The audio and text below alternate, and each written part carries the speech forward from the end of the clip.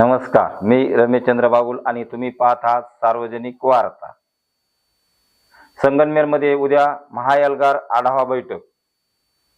संविधान आणि आरक्षण बचावासाठी एकजुटीची हाक। संगमनेर शहरात उद्या गुरुवार दिनांक 18 जून 2026 रोजी अनुसूचित जाती उपवर्गीकरणाच्या विरोधात आणि संविधानिक हक्काच्या संरक्षणासाठी महत्त्वपूर्ण महाएल्गार आढावा बैठक आयोजित करण्यात आली आहे। ही बैठक सकाळी 11 वाजता शासकीय विश्रामगृह संगमनेर येथे होणाऱ्या या बैठकीचे आयोजन संगमनेर तालुका अनुसूचित जाती उपवर्गीकरण विरोधी संयुक्त कृती समितीच्या वतीने करण्यात आले आहे।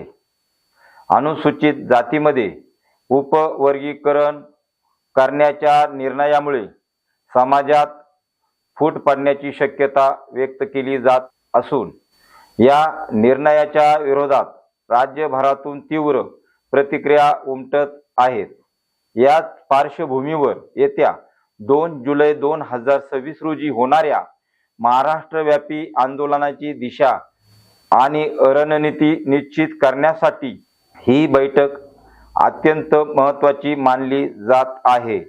बैठकीत संविधानिक आरक्षणाचे संरक्षण, सामाजिक एकजूट कायम राखणे आणि डॉक्टर बाबासाहेब आंबेडकरांनी दिलेल्या समता व बंधुत्वाच्या विचारांचे जतन करण्यावर भर दिला जाणार आहे। यावेळी आगामी संगमनेर एल्गार, संगमनेर बंद आणि जेल भरो आंदोलन यशस्वी करण्यासाठी सविस्तर नियोजन करण्यात येणार असल्याची माहिती आयोजकांनी दिली आहे।